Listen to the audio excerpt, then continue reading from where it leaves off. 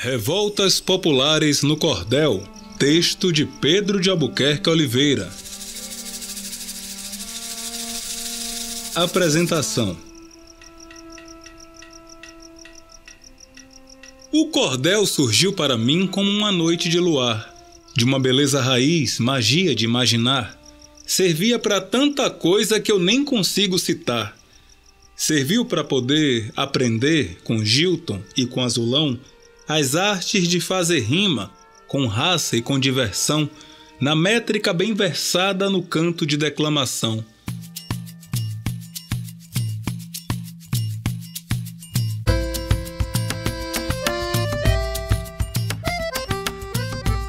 Já fazem 14 anos que escrevo esses versos. Caminhei pelas estradas, viajei meus universos. Também me deparei com mestras e mestres diversos. Agora me sinto mestre, um amigo a te mostrar a beleza do poema dessa cultura popular. Trago revoltas do povo pra gente se relembrar. Lembrar é sim fundamental quando sabemos nossa raiz. Sangue afro-indígena, pele negra é a matriz. Trago histórias de luta, pois lutar é força motriz. Poder ancestral nos une como povo brasileiro. A ação colonial nos pune, escraviza por inteiro. Liberdade é conquista do direito verdadeiro. Trago histórias versadas, passadas no chão do Brasil. Conto memórias de sangue de gente que não desistiu da vida liberta no mundo, sem um dono ou senhorio. Falo de muitas histórias, passadas no mar, na terra. Não tenha medo de ler, mesmo quando fale de guerra. Somos frutos do passado e a vida não se encerra. Se arte é vida, também mantenho a arte viva. Peço que ela revele a força sempre altiva do povo raiz brasileiro, que luta na defensiva. Boa leitura eu desejo, depois estudo profundo sobre os fatos narrados e outros fatos do mundo. Revoltas populares no cordel é campo fecundo. Parte 1. Histórias do período colonial. Capítulo 1. Primeira Guerra da Bahia. Massacre Tupiniquim. Cordel inspirado no conflito entre nativos tupiniquins e portugueses, no ano de 1559.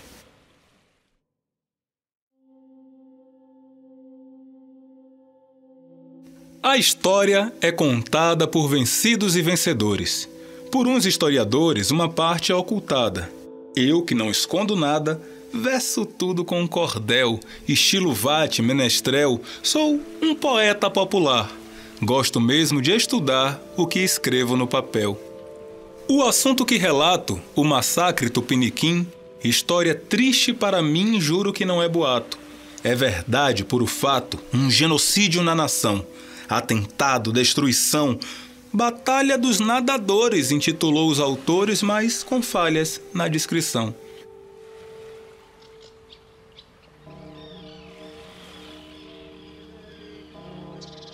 Vamos então ao contexto, ao início da história dessa nossa trajetória que trago hoje no texto. Portugal, com o pretexto de que, em nome de Deus, ia catequizar os ateus, hereges do Novo Mundo, feriu de modo profundo esse povo de reis plebeus. A cultura dos nativos, próspera e muito rica, é do tipo ninguém fica sem comida, donativos. Tudo é em coletivos, coisa boa de observar. Porém, pensa só em lucrar a cultura portuguesa. Acúmulo de riqueza, o desejo a imperar, pois nesse choque cultural, alianças foram feitas. Apaziguadas treitas, brigas algumas, casual. Mas como era natural, a ambição, a maldade, egoísmo e vaidade presente no ser humano foi em um solo baiano que se deu perversidade.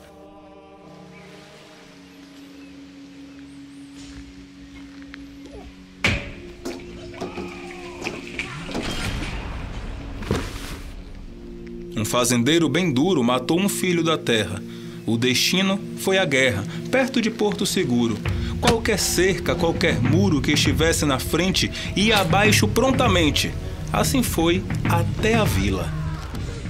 Os tupiniquins, em fila, revoltados fortemente, cercaram toda a região de São Jorge dos Ilhéus, desataram os 7 véus e enfrentaram ingratidão. Era pânico, confusão, muita casa foi queimada, fazenda foi saqueada e em solo brasileiro foi do alto de um outeiro que vitória estava dada.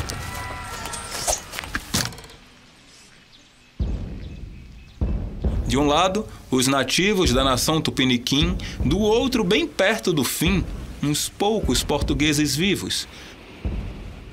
Foi quando barcos altivos do governador Mendiçá vieram para o lado de cá de Ilhéus e seu domínio começar o extermínio, causando o assombro de lá. Tribos inteiras queimadas, canhões destruindo tudo, Tupã ficou mudo. Mulheres esquartejadas, crianças assassinadas, um caótico retrato. Rastro de fogo no mato, genocídio aconteceu. Toda a multidão que morreu resultou, por fim, num trato.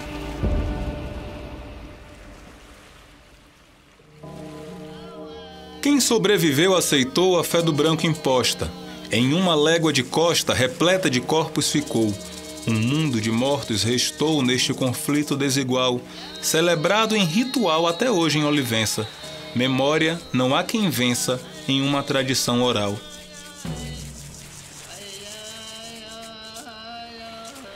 A pólvora contra a lança, navios contra as canoas. Traições nunca são boas, mas a justiça avança. Quando o povo não se cansa, lutando até a morte, sempre nadando bem forte como o povo tupiniquim, vem um dia, chega ao fim a nossa falta de sorte.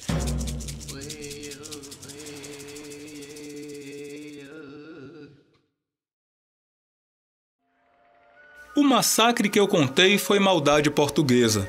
Os nativos, sem defesa contra os súditos de um rei de um país que eu nem sei o cheiro ou a amplidão, sofreram a escravidão e massacre de todo tipo. Mas também me antecipo contra a colonização. O processo do assalto ao país como colônia segue sem cerimônia, mas povo dá sobressalto. Vive entre baixo e alto, escapando das mazelas, eliminando as querelas, seguindo sempre em frente. Pois a história dessa gente é voar dessas cancelas.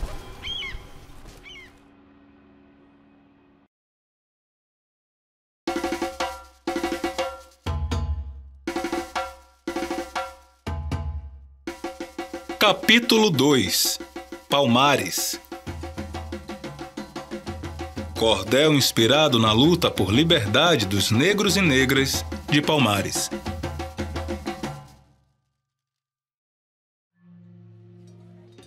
A história de Palmares deve ser bem conhecida. Força que emana vida, canto de muitos lugares. Zumbi, Dandara, Palmares. Se nunca ouviu, atenção. Aqui trago uma lição sobre tática de guerra. Mira que nunca erra. Caminho de evolução. Soube que formou Palmares um conjunto de quilombos com negros de fortes lombos marcados pelos lugares, fazendas, navios, altares, tratados como escravos. Nas mãos, algemas, cravos, rendidos porém vivendo, tal povo que vai sofrendo sonhando menos agravos.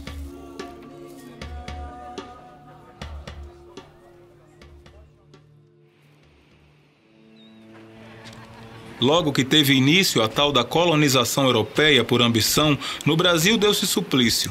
Escravidão virou um vício, bom lucro comercial. Com rota para a frota naval de África veio milhões. Pessoas de muitas nações que vinham prevendo o mal.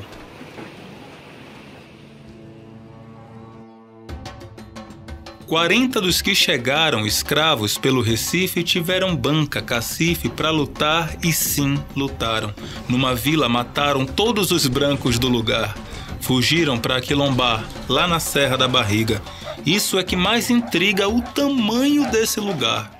Um mundo de território, maior que muitos países, um lugar de diretrizes que exército notório foi tema de falatório até na corte portuguesa.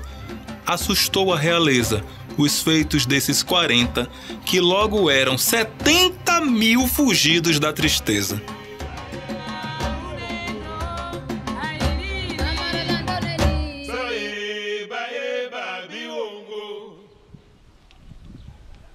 Juntou tanta gente ali no século XVII que logo virou manchete, muito antes de Zumbi.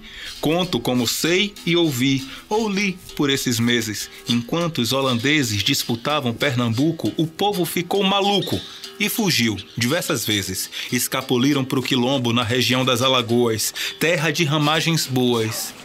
Na subida, alguns tombos. Crianças iam nos lombos, os mais velhos carregados, outrora amordaçados, buscavam por liberdade. Acreditavam com verdade nos negros aquilombados. Muitos líderes reinaram nos quilombos de Palmares. 2 nomes em patamares históricos se marcaram. Foram os que chefiaram Angola Janga no final, sob forte ataque brutal, Gangazumba e Zumbi. Mas sei não acaba ali, pois Palmares é imortal. Importante é ressaltar o papel dado a Dandara, liderança tipo rara, qualidade no guerrear. O nome para representar toda mulher quilombola, desde Zinga, de Angola, a Marielle, presente. Mulher também é valente contra qualquer gaiola.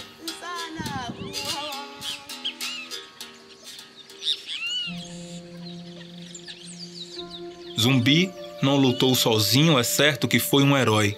O pensamento se constrói, lutar é melhor caminho. Indico nunca sozinho, valiosa é união. Esse cordel de saudação irriga conhecimento, rabisco no firmamento a história dessa nação. Aqui é só um relato, um cheiro dessa história. A pesquisa é a glória da busca por esse fato.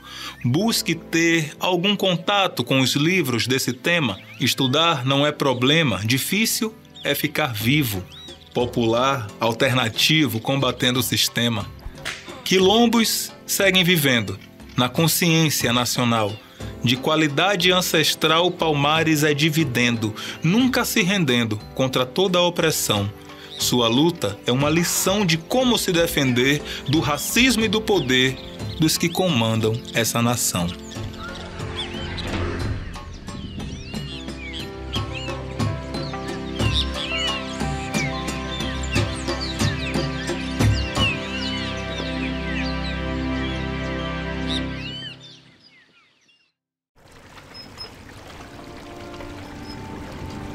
Capítulo 3. Engenho de Santana, Tratado de Paz.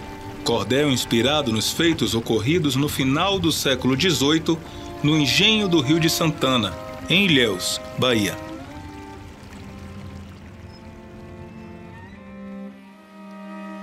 A busca por liberdade habitou todo o país. Também habitavam os vis no campo e na cidade. Com muita sagacidade, o povo sempre resistiu.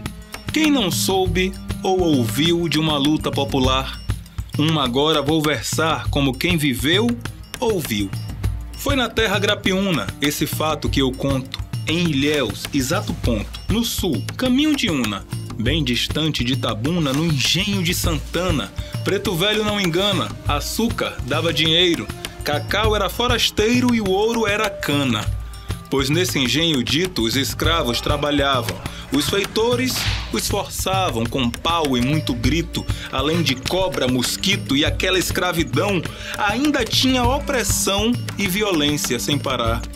Resolveram se rebelar, todo o povo em questão.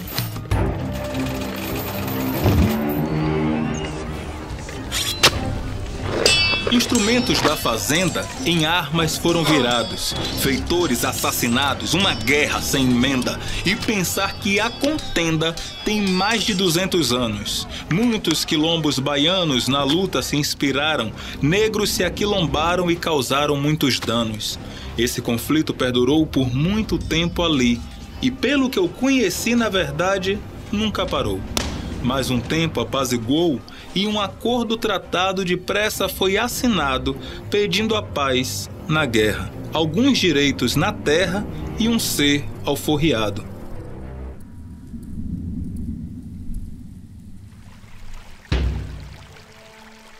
O líder, Gregório Luiz, foi quem teve a alforria.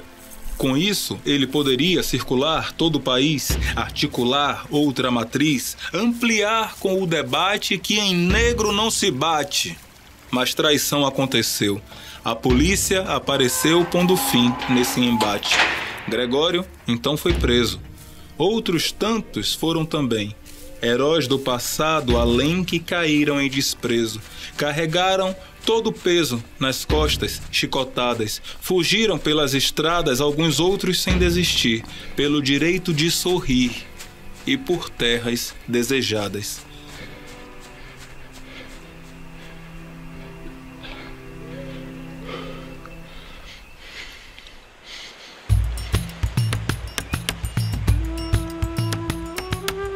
Hoje, no Rio do Engenho, luta por terra prevalece. Para os nativos mando prece. Acredito com empenho que por onde vou e venho, liberdade irá reinar. Boa terra frutificar e a justiça muito forte será um guia tipo o norte. Assim posso acreditar.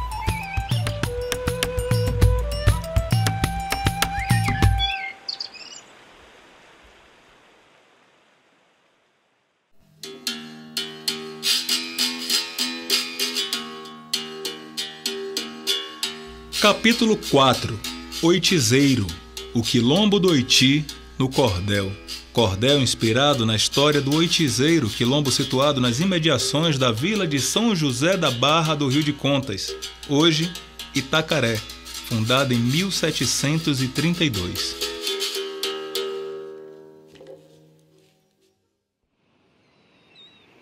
Tal qual Palmares de Zumbi e Dandara a guerrear, hoje venho aqui contar sobre o quilombo do Oiti.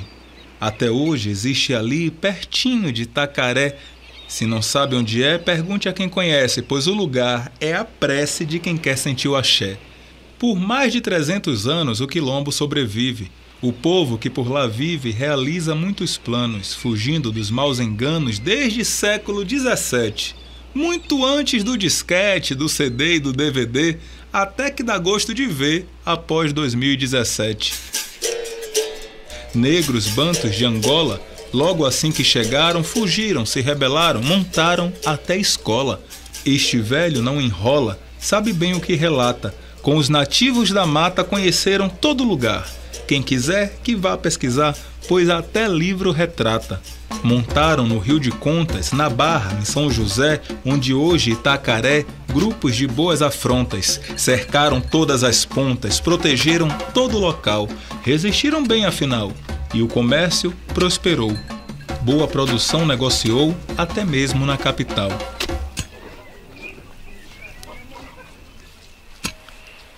Plantavam e colhiam, de canoa navegavam. Os números aumentavam dos negros que lá viviam. Pessoas livres sorriam. Mas explico como se fez em 1806, o Oiti com mais de 100 anos. Muitos quilombos baianos sofreram de uma só vez. Um governador ordenou que tropas fossem mandadas por quase todas as estradas e muitos quilombos matou. Mas a luta continuou. E o Oiti, atacado, de oitizeiro chamado, fez-se exemplo na guerra. Dispersou pela terra o povo aquilombado. Depois, com muito cuidado, foram voltando aos poucos, deixaram inimigos loucos com estratégias e brado. Até hoje o recado é mandado ao planeta. Tem força a gente preta que vive em liberdade. Tendo coletividade, não há rival que se meta.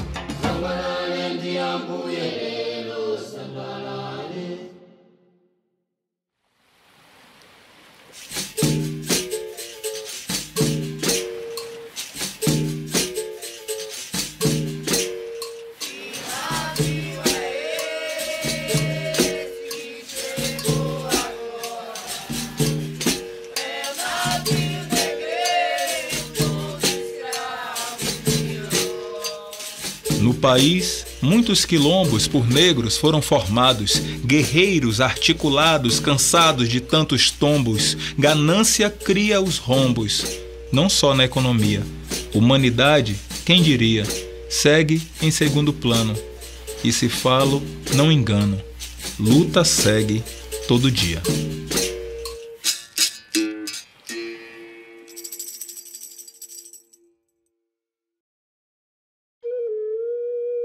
Capítulo 5. Revolta dos Alfaiates. Conjuração baiana. Cordel inspirado na luta popular chamada Revolta dos Alfaiates ou Conjuração baiana.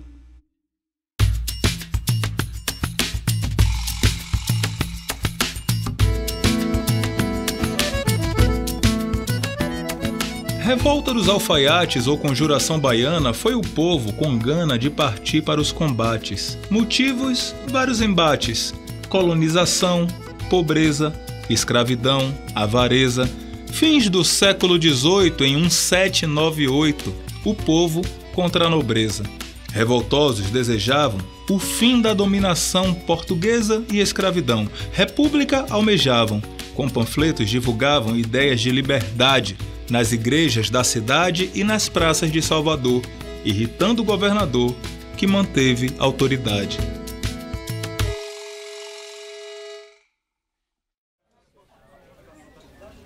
Entre os participantes estavam alguns pedreiros, alfaiates, sapateiros, muitos soldados errantes, negros livres, radiantes, sonhavam com igualdade e também fraternidade no ensejo de libertar a camada mais popular da colonialidade. A repressão violenta aconteceu no mesmo ano. Foi assim, se não me engano. A multidão, desatenta, com medo de quem enfrenta o poder que a humilha, delatou como quadrilha os líderes da revolta. Governador com escolta foi no encalço da trilha.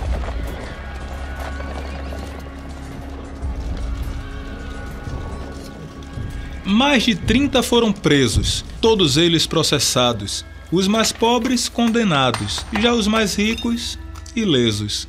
Entretanto, 4 presos sentenciados à morte marcaram a própria sorte entrando para a história. Tiveram a trajetória envolta de muito corte. Esses 4, esquartejados, depois da forca sofrerem, além de mulatos serem, eram líderes honrados. Alfaiates e soldados, 2 de cada profissão. Manuel Faustino e João, Lucas Dantas e Gonzaga, de quem narrarei a saga com um pouco mais dedicação. Luiz Gonzaga, soldado, foi o mentor do conflito. Cansou de prender o grito com panfleto divulgado, ele foi o mais apontado como líder dos protestos, por conta dos manifestos que escrevia e lia pelas praças da Bahia em bom som e altos gestos. Soldado de regimento, desertor, insubmisso, inconformado e, por isso, ao Brasil sempre atento. Terra de tanto sofrimento com tamanha injustiça, um daqueles que atiça a população a lutar. Gostava muito estudar, a pele de cor mestiça. Ficou conhecido demais por ser intelectual, além do parco cabedal, riqueza não teve jamais. Desejava pro povo mais liberdade, revolução. É possível ter conclusão de que tudo aconteceu conforme pensamento seu, seus desejos e ambição.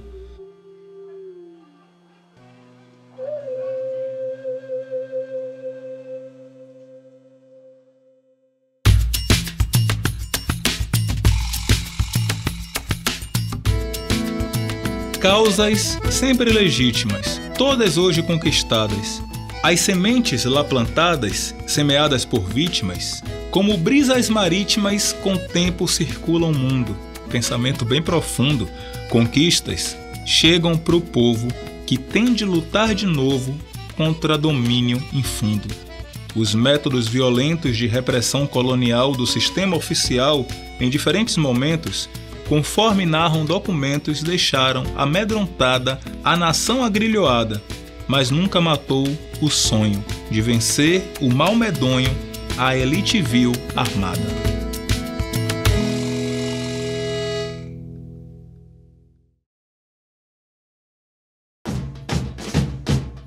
Parte 2.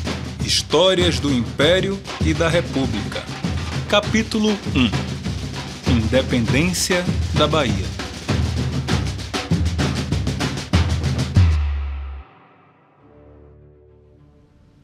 A Bahia foi, por vezes, palco de muitas batalhas, espaço de muitas falhas, território de burgueses, colônia de portugueses desde a tal descoberta. Mistura de gente esperta, frutos da miscigenação. Conto nesta minha versão, quando ela foi liberta. A data foi 2 de julho, todo ano comemorada. História não apagada dos baianos com orgulho. Depois de muito barulho, houve a independência, com doses de violência e de esforço popular. Viagem no que vou narrar, usarei de coerência. O mundo todo passava por muitas transformações, revoltas e rebeliões. Nesse período já dava para entrever que rolava a chama da Revolução. Ocorreu a proclamação dia 7 de setembro, e se ainda me lembro, não passava de ilusão. Independência ao norte! Independência ao norte! Quando Dom Pedro I, filho do rei de Portugal, deu o grito oficial como líder brasileiro, o chão do país inteiro tremeu com a alegria. No entanto, a euforia durou um tempo pequeno. Portugueses, no veneno, juntaram-se na Bahia. Preparavam-se para a guerra. Aquartelaram-se no forte. Veio para o sul do norte um grupo de outra terra. Portugal, Inglaterra, não importa quem viesse. O povo que mais merece comemorar liberdade com toda a baianidade, guardo em minha prece. Querido povo baiano, lutador até o final. Por terra e água, o mal sofreu baixa, teve dano. Exército lusitano voltou lá para o continente, mas antes, infelizmente, lutou no norte e no sul, perdeu no mar sob céu azul e desistiu finalmente. O povo, muito contente, comemora desde então a sua libertação, quebra de toda corrente, liberdade a toda gente. Mas a luta continua, pois quem anda pela rua sabe o que acontece nas garras que o mal tece, seja no sol ou na lua.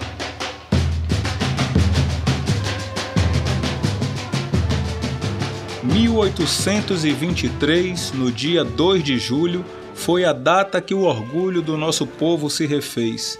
Não seria sem os reis e rainhas da história que nos enche com a glória do mais alto e bom valor. Por isso lhe peço favor, guarde na sua memória nomes de gente valente para uma pesquisa futura, pessoas dessa cultura do dendê e do oxente, sempre na linha de frente. Luiz Lopes, corneteiro, representante brasileiro como Filipa e Quitéria, Marias, sem pilhéria, heroínas no terreiro. Os mártires são lembrados, Daniel Lisboa, Capelão, Joana Angélica, que são por golpes atravessados, negros escravizados, caboclos de sangue forte, baianos de sul a norte, mulheres, homens, crianças construíram alianças sem temer sequer a morte. Cochrane e mercenários, Labatu, o comandante, vieram de bem distante de olho nos honorários. Soldados também são vários, anônimos, fundamentais. Sabino, Pacheco e mais. É gente que não acaba, nem cabe dentro da taba, nem nas folhas dos jornais. Durou tempo a colônia no estado da Bahia, lugar de muita magia, onde dor causou insônia. Aqui ganância demônia ceifa vidas e acorrenta corpos de quem enfrenta novos tiranos do Brasil que seguem com plano hostil manter linha violenta. 323 anos, tempo que demorou, e o povo esperou os anos, o dia, o mês para sonhar em ter mais vez com a oportunidade de sentir a liberdade em todo o solo nacional. Desde então é oficial. Independência é verdade. De lá para cá já passaram quase 2 séculos, creio. muita história já veio e por vir, e que chegaram. Tiranos sempre teimaram em dominar e destruir, mas não podemos desistir da boa e justa luta. Renova sua conduta e acredite no porvir.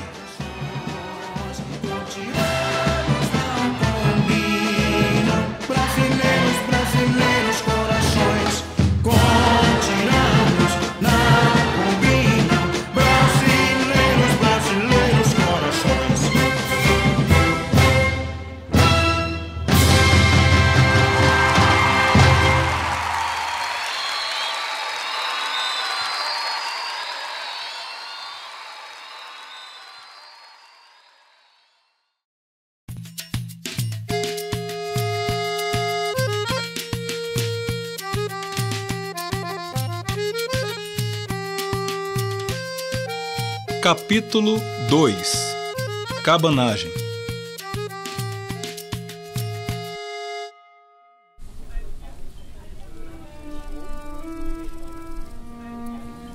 Cabanagem foi revolta na província do Grão-Pará, liderada por cabanos de onde hoje é o Pará. No século XIX que aconteceu o Fuá.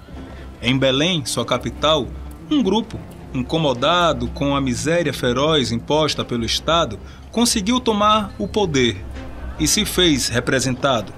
Um dos seus primeiros atos foi expropriar armazém, depósitos de alimentos, dar comida a quem não tem. Mataram autoridades do governo de Belém. Mas as forças imperiais, com todo o poder e guerra, um ano depois conseguiu, chegando por mar e terra, destituir os cabanos e a gestão se encerra.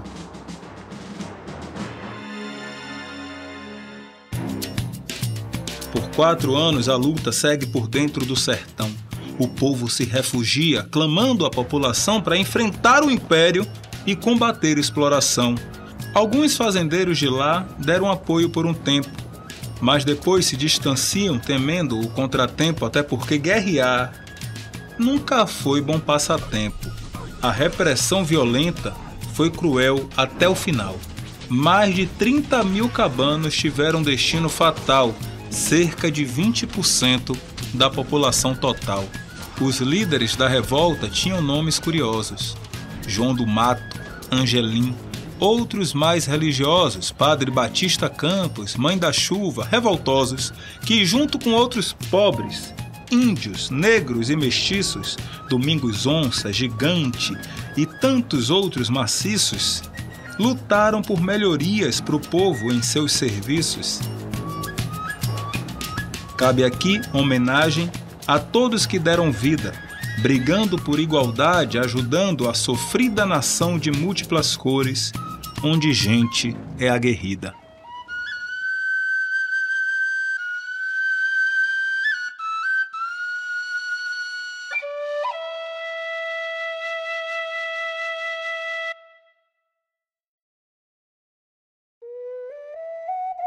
Maranhão, meu tesouro, meu torrão, fiz esta toada pra ti, Maranhão. Esta herança foi deixada por nossos avós, hoje cultivada por nós pra compor tua história, Maranhão.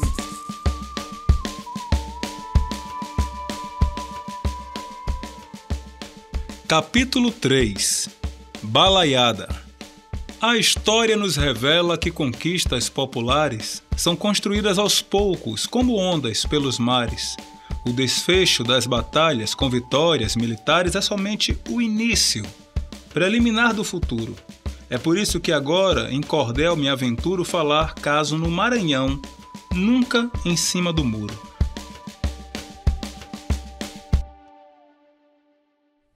Sob comando português, graças à colonização, dedicou-se ao açúcar e toda a sua produção, o que não deu muito certo pelo solo da região. Arenoso, pouco fértil, não servia para cana.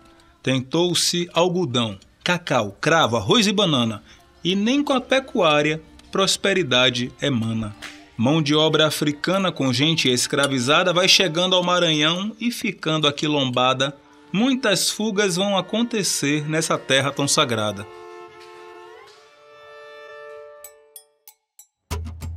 Eis que surge Balaiada, uma revolta popular com vaqueiros, quilombolas e sertanejos a lutar contra toda exploração e a elite do lugar. No século XIX foi que tudo aconteceu. No final dos anos 30, por 3 anos ocorreu o conflito que eu narro para conhecimento seu. As muitas reviravoltas no cenário político, além da economia em um estado crítico, fez o Maranhão mergulhar num momento atípico. A balaiada misturou interesses variados, dos escravos, dos vaqueiros, de outros grupos armados, ricos latifundiários e também seus empregados. Todos queriam melhoras, por isso que se uniram. Mas o descontentamento maior que o reuniram foi o recrutamento obrigatório e inquiriram: por que aceitar abuso da elite do império? Ver os nossos para a guerra voltarem para o cemitério? Nossas lutas são só nossas, as deles um impropério.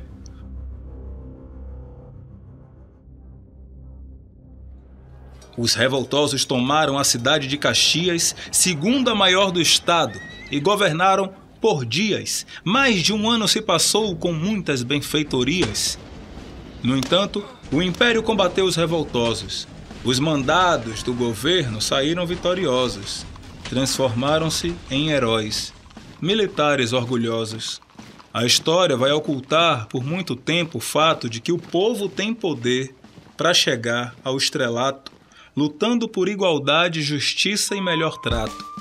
Meu cordel fará a ponte para mostrar que só com luta o povo terá melhora e justiça na labuta. Para as conquistas nos chegarem depende dessa conduta.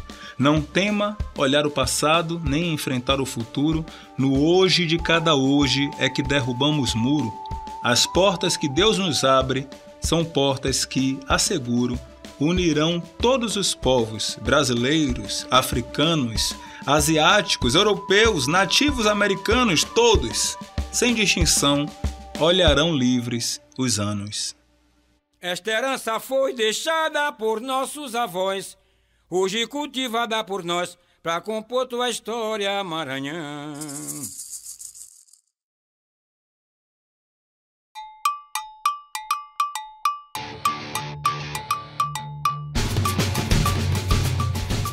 Capítulo 4 – Canudos.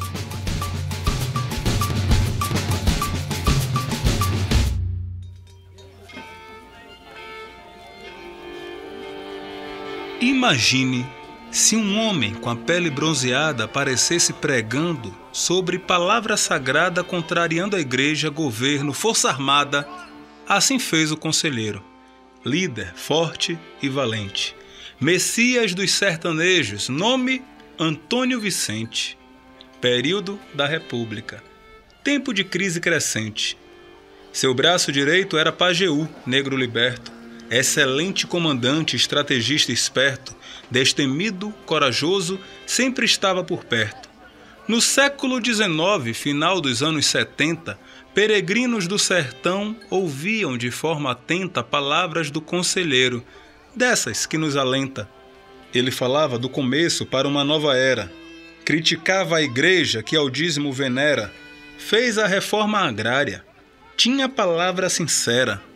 Era seguido por muitos fiéis que acreditavam nas palavras do beato e que com ele aguardavam melhoras do novo tempo. Atrás dele caminhavam. Eram escravos fugidos e trabalhadores rurais que seguiam conselheiro pelos sertões e espinhais. A quantidade de gente era gigante por demais.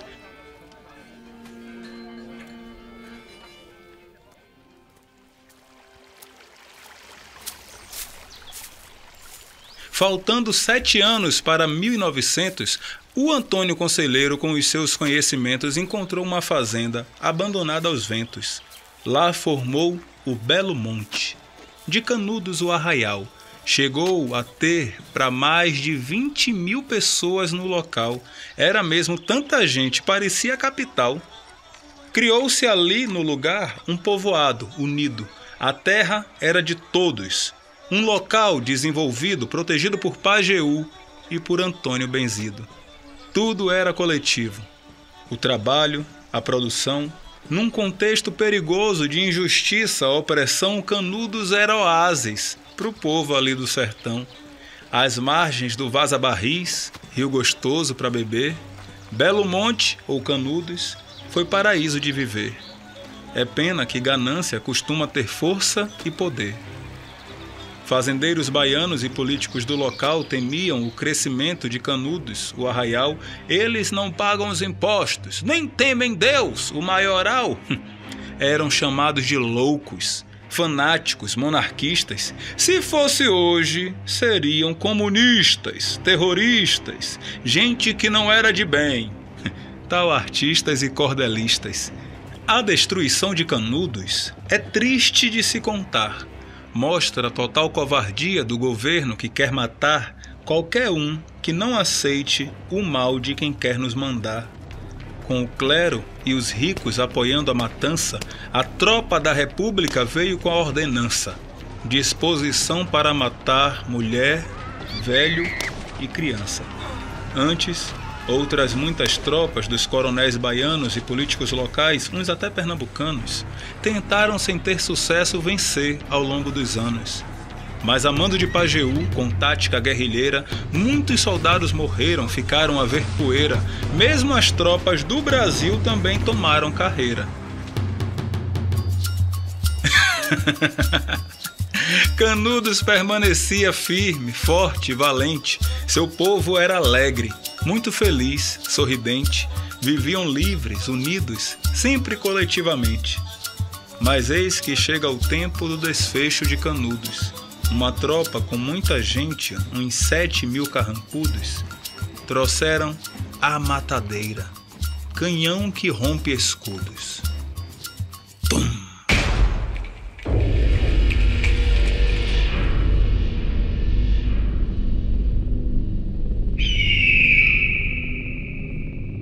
Canudos não se rendeu. Exemplo para a história. Resistiu até tombar no fim sua trajetória. Foram 5 anos ali que ficarão na memória. No dia 5 do mês 10, os últimos defensores caíram sem ter depois, extirpando nossas dores. Um velho e um menino, com 2 homens lutadores. Ano 97, do século XIX. Falar sobre esse fato realmente me comove. Espero com esse cordel que o povo se renove na importância de sonhar, de lutar e organizar. Canudos foi um exemplo de governo e de lugar. A terra era de todos, para plantar e semear. Todos colhiam os frutos sem falar na liberdade de poder viver para si, sem ordens e à vontade. Pena que gananciosos têm inveja e vaidade. Belo Monte destruído? Só o tempo irá dizer. Se depender deste autor, nunca que vai acontecer. Enquanto nós nos lembrarmos, Canudos vai sempre viver.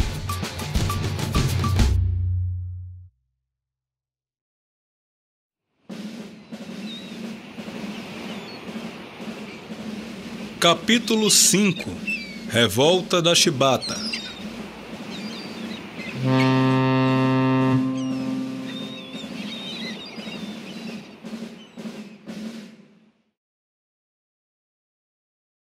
Não terei a competência total para aqui narrar a revolta da Chibata sem nessa missão não falhar. A história é grandiosa do quilombo em alto mar. De 1910 é fato bem conhecido revolta dos marinheiros, que resultou alarido. Tomaram 3 bons navios da frota do país querido. O Brasil era gerido por presidente marechal. Era Hermes da Fonseca no período maioral, eleito sendo militar. Erro sempre muito fatal. O motivo da revolta? Maus tratos e chicotadas. A marinha brasileira de visões colonizadas tratava como escravos os marujos nas armadas. O líder, João Cândido, convenceu a tripulação que eles não eram escravos, e sim a base da nação. Isso 22 anos de assinada a abolição. Lutaram com oficiais da patente superior, venceram e conquistaram 3 navios com louvor e apontaram os canhões para a capital. Foi um terror. Imagine aí agora a melhor arma de guerra apontada para o presidente e líder maior desta terra por negros marinheiros castigados por quem erra. Foi um acontecimento revolucionário demais. Foi notícia em diversos periódicos e jornais. Foi um dos mais comentados assuntos internacionais. O marujo Marcelino foi por demais castigado pelo comandante do navio, sendo chicoteado. Seus colegas tripulantes o viam injustiçado. Sendo assim, reuniram todos do Comitê Geral, decidiram pelo motim para pânico nacional. Os marinheiros tomaram conta da frota naval.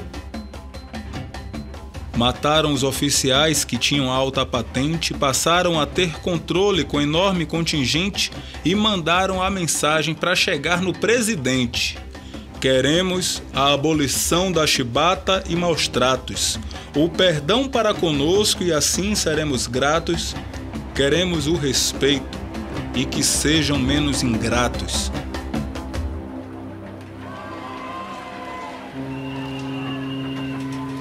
O presidente aceitou e o acordo assinou. Disse que iria cumprir o que prometeu e falou. Jurou ser homem honrado. João nele acreditou. Enganados, os marujos cancelaram o ataque. Acabaram sendo presos e sofrendo todo o baque. João Cândido, o líder, foi quem teve mais destaque. Das promessas do governo, nenhuma só foi cumprida. Revoltosos foram mortos, outros presos toda a vida. Uns expulsos da marinha sem achar outra guarida.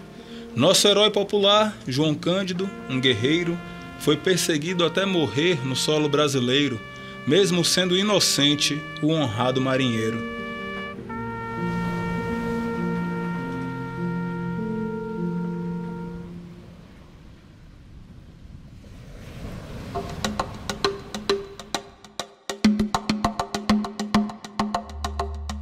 Mas os livros de história seguirão contando fatos, numas vezes camuflados, ocultando uns relatos, mas nos cordéis que escrevo, coloco em limpos pratos.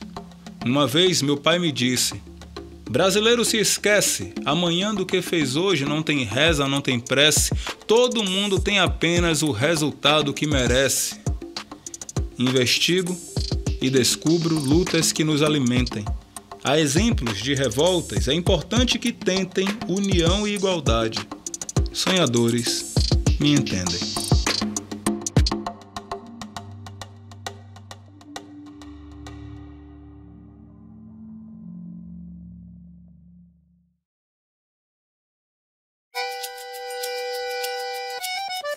Considerações finais. Histórias do século XXI.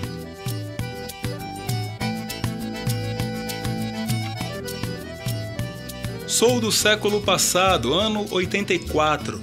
Desde 2002 vivo as emoções do teatro. No cordel abordo temas que gosto e idolatro. Escrevi umas fábulas, também fiz filosofia. Até de autoajuda já produzi poesia. Mas falar dessas revoltas me enche de alegria.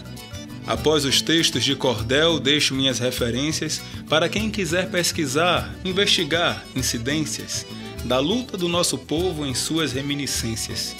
Nasci no século XX, no XXI eu vivo.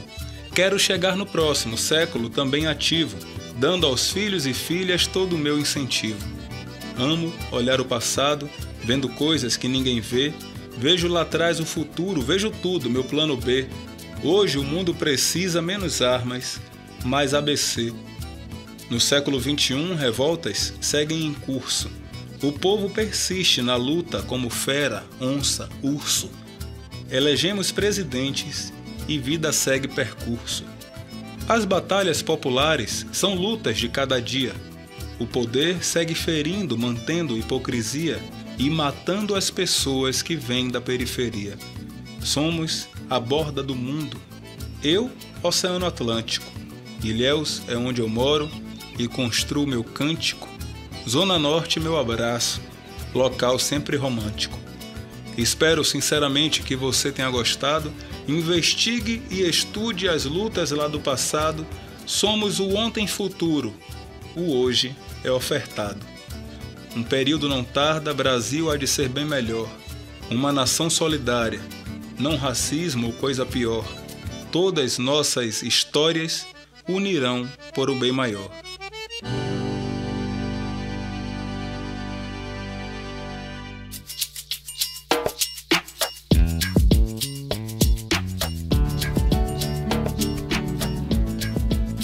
Fontes de pesquisa. Livros: História da Riqueza no Brasil, de Jorge Caldeira, Rio de Janeiro, Estação Brasil, 2017. Nem Céu nem Inferno, Ensaios para uma Visão Renovada da História do Brasil, Jorge Caldeira, São Paulo, 3 estrelas, 2015. Gilberto Cotrim, História Global, Brasil e Geral, volume único, 6ª edição reformulada, São Paulo, Saraiva, 2002. Emílio Genari, Em Busca da Liberdade, Traços das Lutas Escravas no Brasil, 2ª edição, São Paulo, Expressão Popular, 2011. Mitsui Morisawa, A História da Luta pela Terra e o MST, São Paulo, Expressão Popular, 2001. De José Carlos Vinhais, São Jorge dos Ilhéus, da Capitania ao fim do século XX, Ilhéus, Editos, 2001.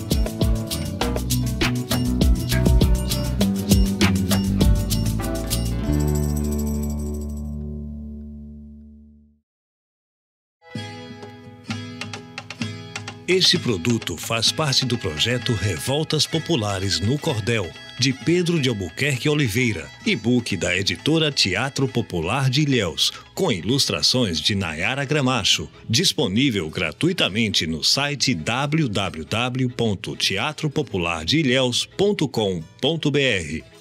Narração dos capítulos: Pedro de Albuquerque Oliveira. Trilha musical, desenho de som, mixagem e locução nesta assinatura, Eli Arruda. O projeto tem apoio financeiro do Estado da Bahia através da Secretaria de Cultura e da Fundação Pedro Calmon. Programa Aldir Blanc Bahia, via Lei Aldir Blanc, direcionada pela Secretaria Especial da Cultura do Ministério do Turismo, Governo Federal. Apoio Rádio UESC.